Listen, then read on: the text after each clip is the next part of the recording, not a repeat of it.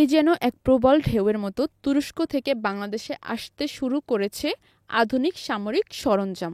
বাইরাকতার drone কেনার পর এবার আলোচনা চলছে স্বল্পপাল্লার মিসাইল এবং হালকা ট্রাঙ্ক এবং আক্রমণ হেলিকপ্টার কেনা নিয়ে। তুরস্কর প্রেসিডেন্ট এরদোয়ান এবং ড. ইউনূসের নেতৃত্বে অস্ত্র চুক্তি এগোচ্ছে দ্রুত গতিতে। অন্য অনেক দেশের মতো তুরস্ক কোনো শর্ত ছাড়াই কম দামে বাংলাদেশকে দিচ্ছে উন্নত প্রযুক্তির যুদ্ধাস্ত্র। প্রশ্ন হচ্ছে, তুরস্ক কি শুধুই অস্ত্র বিক্রি করছে, নাকি এর পিছনে আছে বৃহত্তর কোনো ভূরাজনৈতিক পরিকল্পনা? বাংলাদেশ সহ মুসলিম দেশগুলো নিয়ে কি নতুন কোনো কৌশল তৈরি করছে তুরস্ক? আজকের এই বিশেষ প্রতিবেদনে খুঁজে দেখব এসব প্রশ্নের উত্তর। চলুন শুরু করি।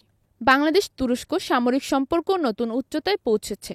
বাইরাকতার TB2 ড্রোন কেনার পর এবার বাংলাদেশ পাচ্ছে স্বল্পপাল্লার মিসাইল, হালকা ট্রাঙ্ক এবং আক্রমণ হেলিকপ্টারের মতো আধুনিক যুদ্ধ সরঞ্জাম। বিশেষজ্ঞদের মতে এজন্য দুই দেশের বন্ধুত্বের নতুন যুগ। বিভিন্ন দেশ যেখানে অস্ত্র বিক্রির ক্ষেত্রে কঠোর শর্ত আরোপ করে, সেখানে তুরস্ক কার্যত কোনো শর্ত ছাড়াই আধুনিক অস্ত্র সরবরাহ করছে বাংলাদেশকে। ইতিমধ্যে বাংলাদেশের হাতে পেয়েছে বাইরাকতার ড্রোন ও টাইগার মিসাইলের মতো বিধ্বংসী প্রযুক্তি। ২০০৪ সালে স্বাক্ষরিত মিলিটারি ট্রেনিং চুক্তির পর থেকেই তুরস্ক থেকে সামরিক সরঞ্জাম আমদানি করছে বাংলাদেশ। এতে রয়েছে culvert missile, guided rocket system, cobra light vehicle, এমনকি ড্রোন ও আর্টিলারি সেল তৈরির প্রযুক্তিও। বিশেষ করে বাংলাদেশ নৌবাহিনীর স্পেশাল সোয়াট ইউনিট তুরস্ক থেকেই পেয়েছে অত্যাধুনিক প্রশিক্ষণ। এ পর্যন্ত ৩,০০০-এরও বেশি সেনা সদস্য প্রশিক্ষণ নিয়েছে তুরস্ক মিলিটারি একাডেমি থেকে।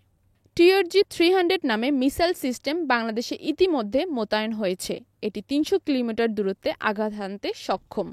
ফলে ভারতের কলকাতা থেকে শুরু করে মিয়ানমারের অংশও এর আওতায় এসেছে। বাংলাদেশ আরও ২৬টি তুর্ক-তুলপার হালকা ট্রাঙ্ক কেনার সিদ্ধান্ত নিয়েছে, যা দেশের মাটি ও আবহাওয়ার জন্য উপযোগী। এই ট্রাঙ্কগুলোতে রয়েছে আধুনিক প্রযুক্তির সকল বৈশিষ্ট্য।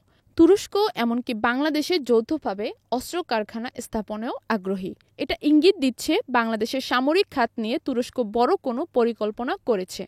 এই মুসলিম শক্তিধর রাষ্ট্র ভারসাম্য বজায় রাখতে দক্ষিণ এশিয়ায় বাংলাদেশকে কৌশলগত মিত্র হিসেবে গড়ে তুলছে। বাংলাদেশ এখন আন্তর্জাতিক মনোযোগের কেন্দ্রবিন্দু। তুরস্কর সাথে সামরিক সহযোগিতা বাংলাদেশের জন্য সুফল বয়ে আনবে। আপনার মতামত জানাতে অবশ্যই মন্তব্য করুন।